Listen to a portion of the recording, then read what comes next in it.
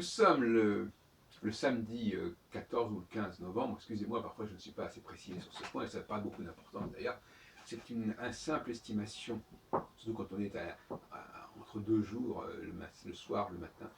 Ça n'a pas beaucoup d'importance, mais enfin ça situe. Je vais vous parler, vous savez, j'aime bien comme ça faire des petites analyses autour de choses de la vie courante, des choses de la vie. Je pense par exemple à la douche. Je suis parfois le feuilleton La plus belle la vie.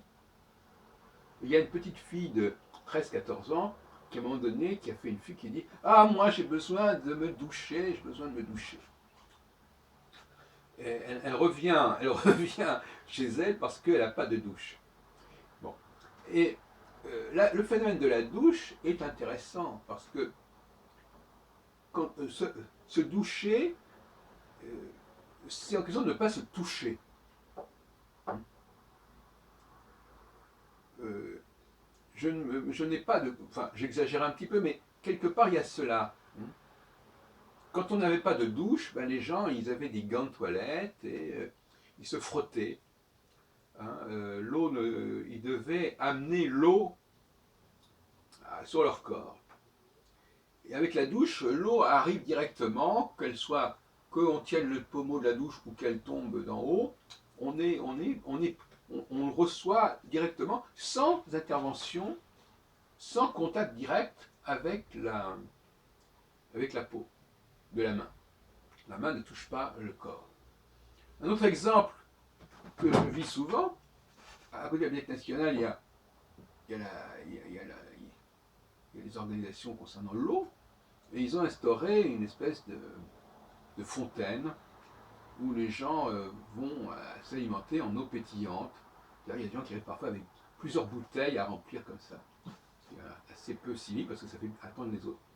Et alors, l'autre jour, moi je me présente là, et je mets ma main comme ça, comme je l'ai eu l'habitude quand j'étais petit, pour prendre de l'eau.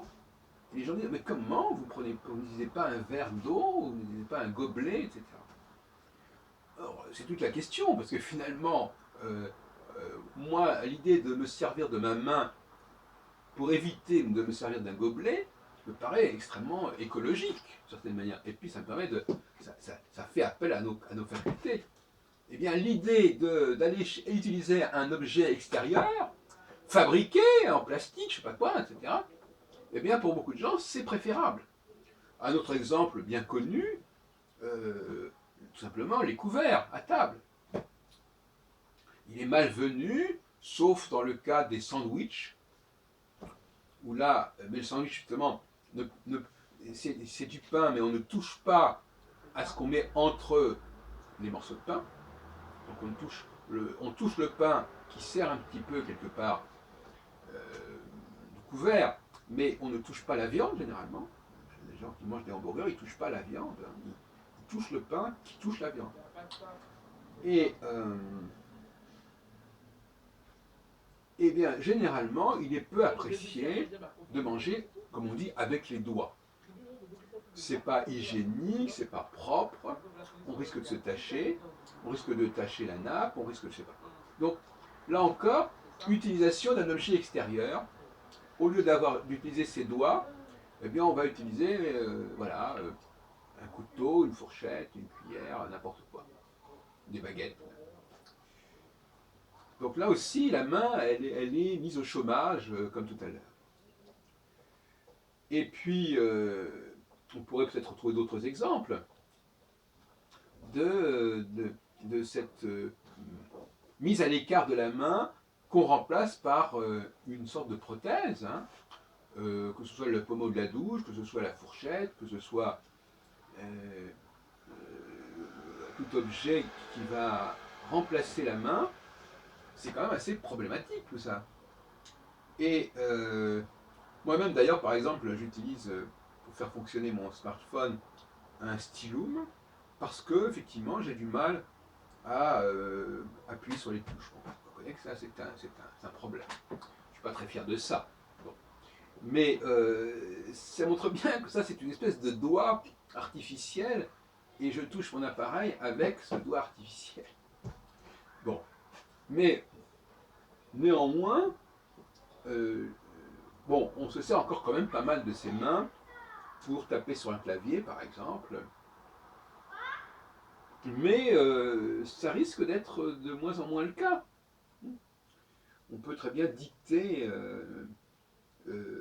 des choses à son ordinateur ou à son smartphone sans avoir besoin de taper sur un clavier. Donc le statut du clavier, il va probablement évoluer dans les prochaines années. Mais ce qui est beaucoup plus grave, globalement, c'est effectivement l'invasion des objets.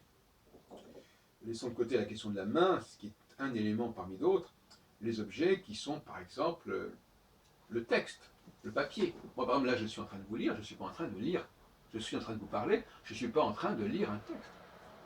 Même pas de notes, ce ne sont pas des notes, c'est rien, ça c'est des papiers que j'ai utilisés autrefois. Donc le besoin de venir compléter l'être humain à la fois intellectuellement et physiquement par des objets extérieurs, c'est quand même un problème de civilisation. Et c'est aussi l'invasion de la machine, l'invasion de l'objet. Ça ne date pas de la révolution industrielle, ça fait des millénaires qu'on a ce problème. Ce problème qui permet, qui relève du handicap, si on veut dire, oui, qui relève du handicap, c'est-à-dire qui fait que, effectivement, quelqu'un qui, vous connaissez le capitaine Crochet, veut dire quelqu'un, tout ça, ce sont des prothèses en fait, qui sont justifiées dans l'absolu pour des gens qui ont des vrais problèmes. Ça peut arriver, comme le capitaine Crochet dans Peter Pan, mais qui ont fini par s'imposer globalement. On a fait de nécessité vertu, c'est-à-dire qu'on est envahi par des processus qui ont été établis pour combler certains handicaps, certaines carences, et qui sont devenus généraux. Et ça, c'est tout à fait inacceptable. Ou plus exactement, il faudrait qu'il y ait une élite qui échappe à ce conditionnement, à ce sort.